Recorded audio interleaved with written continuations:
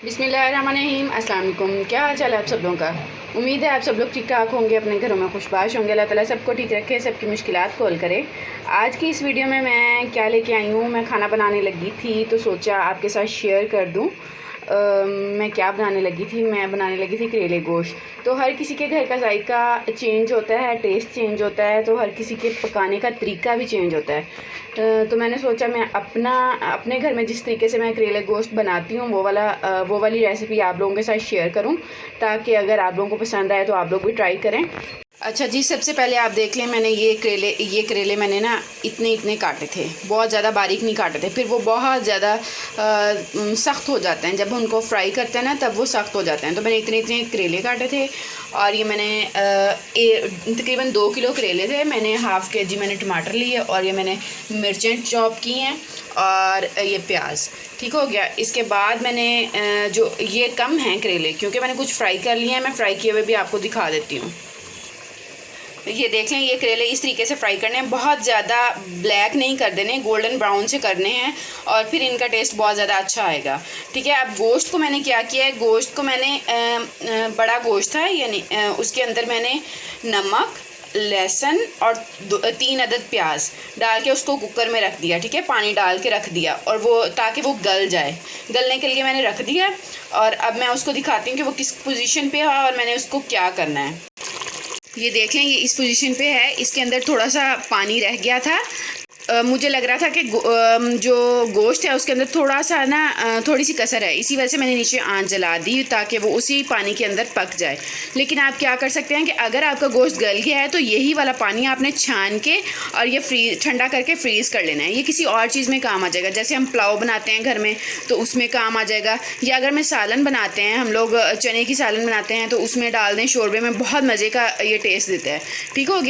और ये ऑयल, ये आप कह रहे हो कि ये किस कलर का ऑयल है, ये दरअसल करेलों वाले ही ऑयल है। ये मैंने पहले जब करेले बनाए थे तब का ऑयल है। हम लोग वो ऑयल ज़ाया नहीं करते, वो अलहदा से रख लेते हैं, क्योंकि उसी ऑयल के अंदर अगर हम कोई और सालन बनाएंगे तो वो थोड़ा सा कड़वाहट पैदा होगी उसके अंदर। तो अगर हम लोग करेले ही उसमें बनाएंगे तो उसमें कड़वाहट पैदा नहीं होगी, इसी वजह से मैंने वो ऑयल संभाल के रख लिया था। अब मैं इसी के अंदर दोबारा से करेले डाल के फ्राई करना आपको बताती हूँ कि वो और आपको स्टेप बाय स्टेप बताती हूँ कि किस स्टेज पे हम लोगों ने करेले निकाल लेने हैं ऑयल से। अब ये देखें, ये हम लोगों ने करेले डाल दिए ऑयल में। जब ये पक जाएंगे, थोड़े से ब्राउन से होने लग जाएंगे, फिर मैं आपको बताऊंगी कि किस स्टेज पे हम लोगों ने करेलों को निकाल लेना है, ताकि फिर आप लोगों को अच्छी तरह से समझ आ जाए कि हम लोगों ने ज़्यादा ब्लैक अगर हम लोग करते हैं ना करेलों को तो वो सख्त हो जाते हैं, वो नहीं खाए जाते, चबाए नहीं जाते। ठीक है ना। तो इस तरीके से हम लोग मैं आपको स्टेप बता दूँगी कि किस स्टेज पर हम लोगों ने करेलों को ऑयल में से निकाल देना है। और इसी ऑयल के अंदर मैं दोबारा से प्याज डाल के भून लूँगी, गोश्त भी इसी में डालूँगी। यही ऑयल हम लोग दोबारा से इस्तेमाल कर सकते हैं। अभी आप लोग देख लें, ये करेले इस स्टेज पे हैं, अभी ये गोल्डन नहीं हुए, ये ग्रीन ही हैं। ठीक है। जब ये गोल्डन हो जाएंगे तब हम लोगों ने निकाल लेने हैं। मैं करेलों के अंदर आलू भी डालूंगी। आलू इस वजह से डालूंगी कि घर में कोई करेले खाता है, कोई नहीं खाता, चलो वो आलू के साथ और प्याज़ों के साथ या मसाले के साथ खाना तो खा लेगा ना। तो हर घर में कोई ना कोई ऐसा फ़र्द होता है जो करेले नहीं खाता, तो उसके लिए कोई ना कोई तो जाहिर सी बात है तोड़ करना ही पड़ता है। तो इसी वजह से मैं थोड़े से आलू भी डालूंगी। अब ये देख लें, ये गोल्डन हो चुके हैं। ठीक है, हल्के हल्के से ग्रीन है, लेकिन ये वीडियो में ऐसे आ रहे हैं इनका कलर, लेकिन ये गोल्डन हो चुके हैं, तो इसलिए अब हम इनको निकाल लेंगे। ठीक है। अगर आपको लगे कि अभी ये गोल्डन सही तरह से नहीं हुए जो लोग बनाएं, तो वो थोड़े और ज़्यादा गोल्डन कर सकते हैं, लेकिन इस बात का ध्यान रखना है कि ज़्यादा गोल्डन ब्राउन नहीं होने चाहिए, सिर्फ जैसे गोल्डन होते हैं ना वही चीज़ होनी चाहिए। इसमें मुझे ऑयल थोड़ा सा ज़्यादा लग रहा है, मैं थोड़ा ऑयल निकाल लूँगी और बाकी ऑयल के अंदर मैं प्याज डालूँगी और फिर आपको दिखाती हूँ। अब ये आप लोग देख लें, ये इस तरीके से गोल्डन है। वो धुएं की वजह से आपको पता नहीं चल रहा था ना कि कितने गोल्डन करने हैं। अब ये आप लोग देख लें कि इतने ज़्यादा गोल्डन मैंने कर लिए हैं। ठीक है। अब मैंने ऑयल निकाल ली है, इसके अंदर से थोड़ा रखा है ऑयल और मैं इसी कढ़ाई में बना रही हूँ। मज़े के बनते हैं, लोहे की कढ़ाई इस्तेमाल करते हैं तो खाना बहुत मज़े का टेस्टी बनता है, जैसे कि होटलों में इस्तेमाल होता है। अब ये ऑयल गर्म है, इसके अंदर मैं डाल रही हूँ प्याज।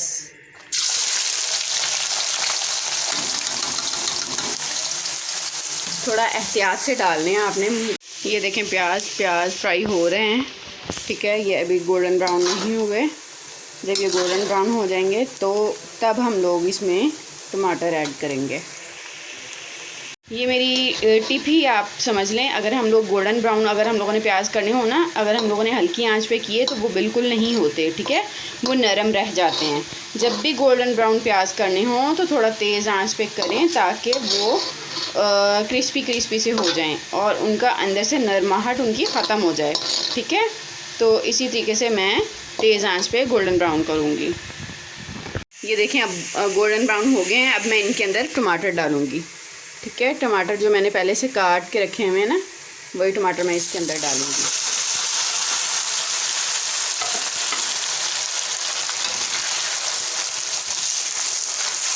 अब ये टमाटर इसके अंदर नरम हो चुके हैं। जैसे जैसे मैं चम्मच हिलाती जाऊँगी ये और ज़्यादा मिक्स होते जाएंगे। मैंने आलू काटे थे, मैं आलू आपको दिखाती हूँ कि मैंने किस शेप में काटे। आलू मैंने इस शेप में काट लिए थे। अब ये आलू मैं इसके अंदर ऐड कर दूँगी, क्योंकि अगर गोश्त हम लोग पहले डालेंगे तो वो तो गला हुआ है, वो तो मिक्स हो जाएगा ना। तो सबसे पहले मैं आलू डाल दूँगी ताकि ये आलू भी गल जाएँ।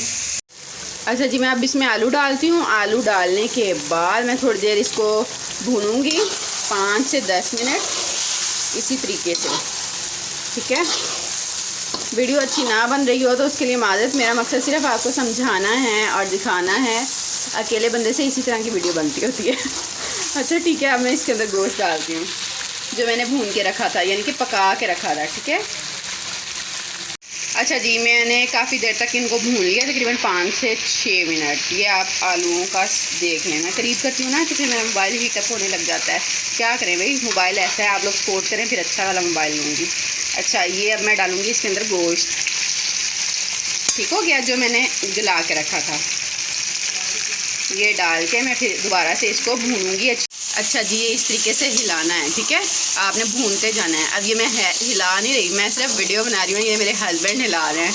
उन्होंने कहा मैंने वीडियो नहीं बनानी, मैं हिला दूँगा, ठीक है। इस तरीके से हम लोगों ने इसको मिक्स करना है, अच्छी तरह से भूनते जाना है। जितना ज़्यादा आप चम्मच हिलाएँगे उतना ज़्यादा अच्छी तरह से ये भून जाएगा, ठीक है। खाना बनाते वक्त ख़ास तौर पे सालन बनाते हुए वक्त कभी भी इंसान जल्दबाजी ना करे। अगर तो अच्छा टेस्ट चाहता है, खाना हमेशा तसल्ली से बनाएं।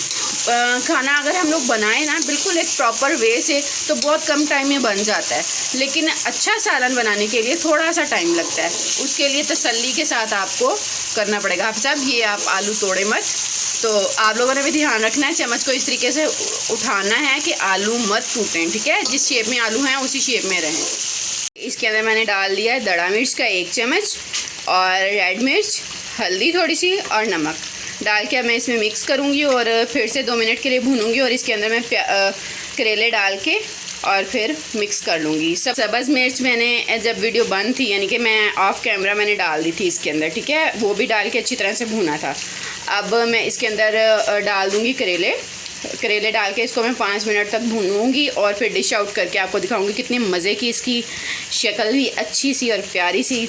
मैंने वो अपनी पिछली वीडियो में बताया था ना कि खाना जब खाना होना तो उसकी शक्ल भी प्यारी सी होनी चाहिए। फिर खाना खाने का इतना दिल करता है, अगर भूख ना भी हो तो भी इंसान से खाना खाया जाता है। अब ये मैंने करेले डाल दिए और करेले डाल के मैं इनको फ्राई यानी कि मिक्स करूँगी और मिक्स करने के बाद इसको फिर मैं दिखाती हूँ इसका फ़ाइनल रिज़ल्ट। अच्छा जी, ये इसकी फ़ाइनल लुक है। बहुत ही मज़े के यम्मी से करेले, आलू गोश्त करेले, ठीक है, मज़े के बन गए। आप लोग भी ट्राई कीजिएगा और बताइएगा कि कैसे बने, कमेंट सेक्शन में ज़रूर बताइएगा। और ये भी बताइएगा कि आप लोगों के घर में किस तरीके से बनाए जाते हैं। उम्मीद है आप लोगों को आज की वीडियो अच्छी लगी होगी। अच्छी लगी हो तो लाइक ज़रूर कीजिएगा, चैनल को सब्सक्राइब कीजिएगा, वीडियो को शेयर कीजिएगा और बेल आइकन को ज़रूर प्रेस कर दीजिएगा ताकि मेरी आने वाली न्यू वीडियो आप तक लाजमी पहुँच जाए। दुआ में याद रखिएगा, अपना ख्याल रखिएगा। अल्लाह हाफिज़।